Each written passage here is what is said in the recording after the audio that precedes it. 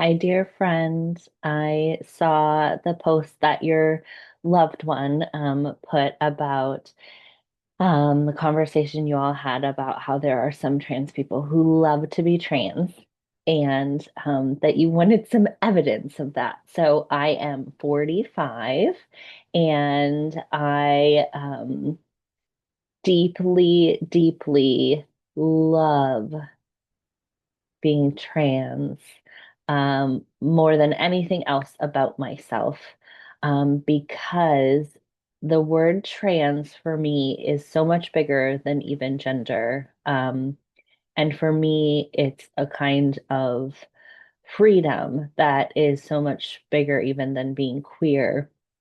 Being queer means we sort of are positioned as queering or not following a set of rules or expectations.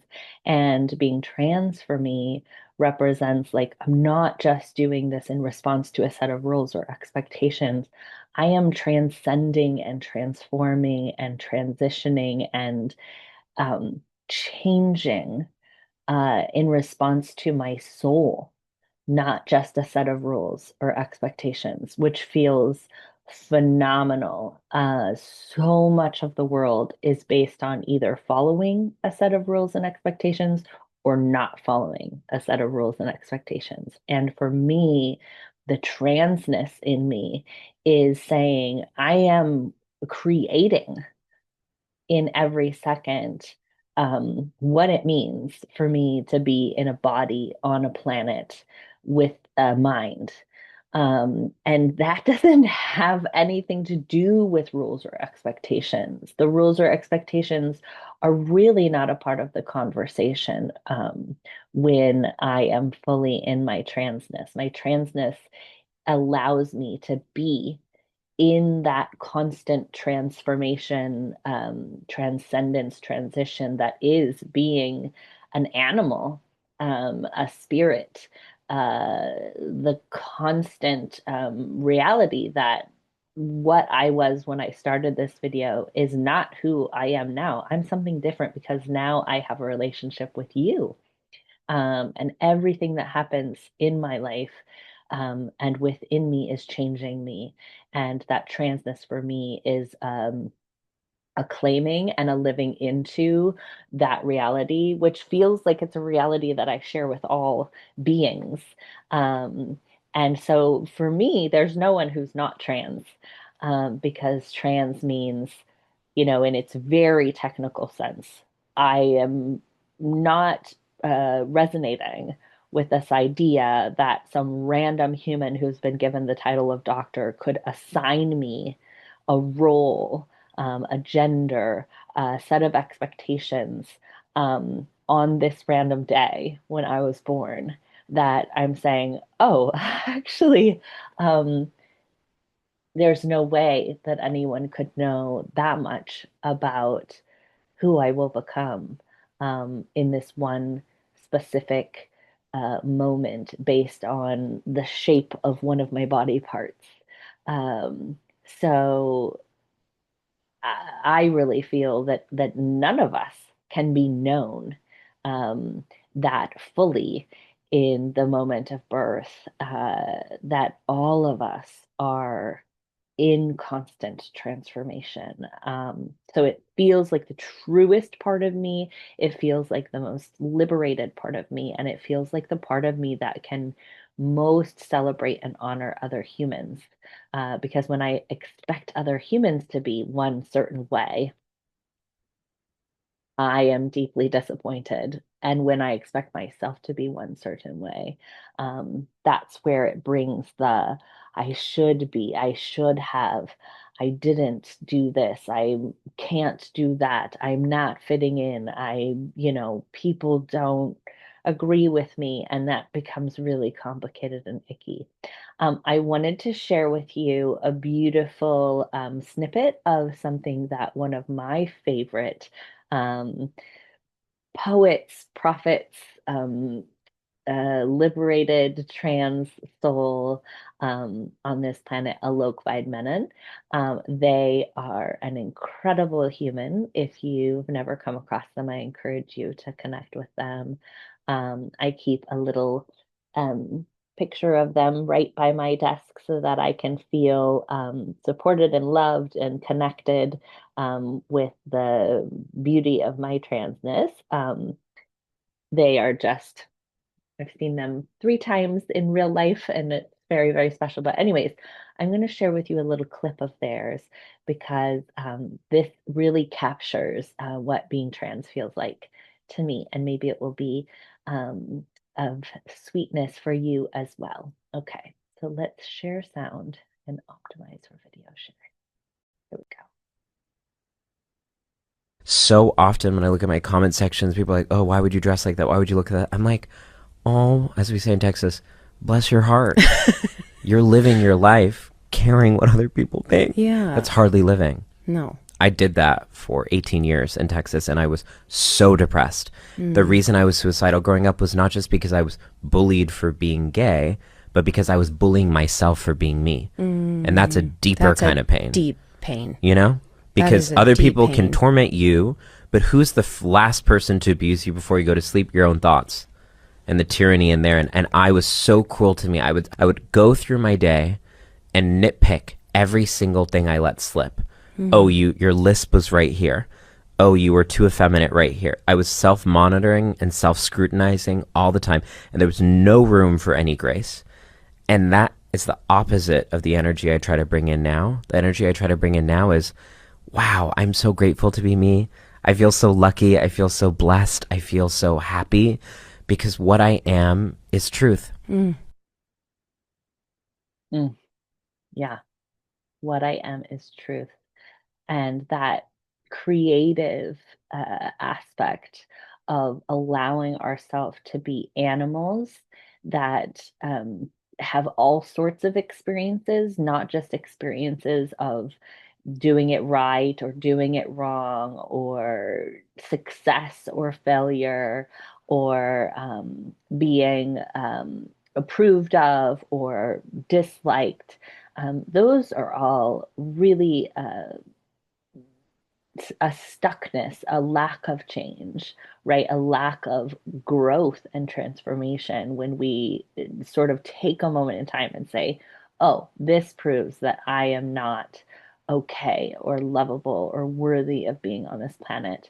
Um, and I want to offer you one more thing before I go, which is a poem which really holds this idea that it is not our acceptability or our success or our uh, whatever you want to put in there, being able to be liked, being able to be approved of, being able to be seen as good or good looking or successful. It's not any of that that makes us allowed to be animals on this planet, ever changing, trans, in transformative transition animals.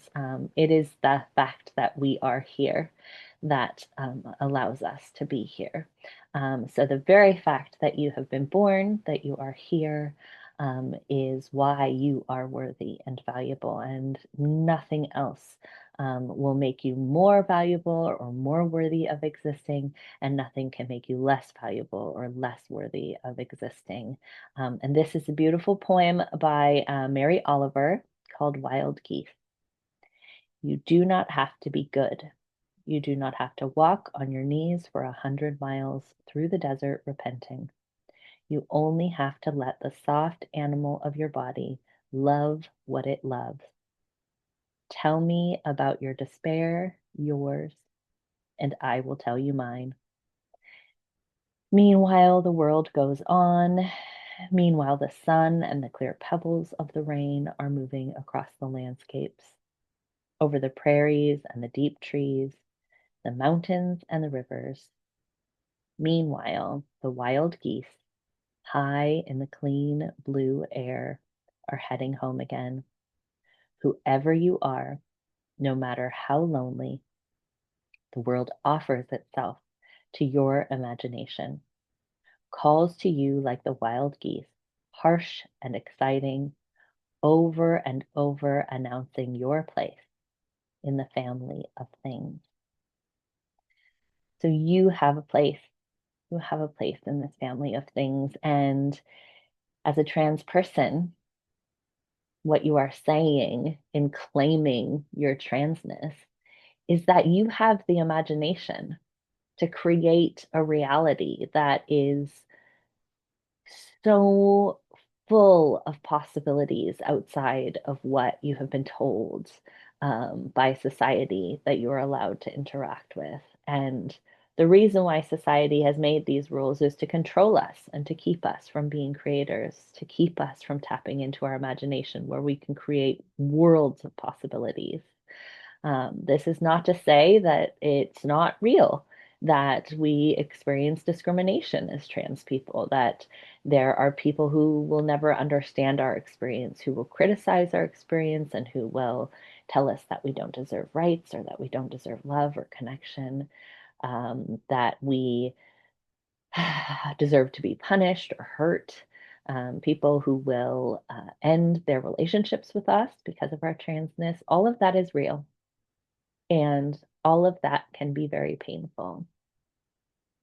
And what you get on the other side of that is this connection to the limitlessness of your own self, this connection to the beauty that that is beingness, being in honest relationship with yourself and others, to be able to say things like, hey, you say hair is supposed to be long or short or in these certain ways, and to say, I feel what's most fun and expressive and imaginative about my hair is this. Or you say that I should have this such and such body. And for me, my imagination sees this unbelievable creature that could exist with changes to my body. Or you say that these kind of clothes are the only kind of clothes that are for me.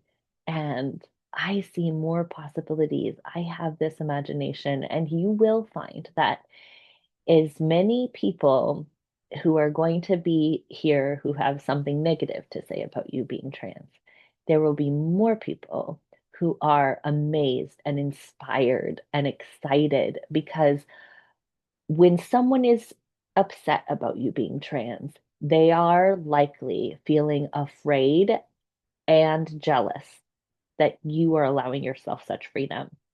And when people admire and appreciate and enjoy and celebrate your transness, it's because you've given them permission to explore their freedom.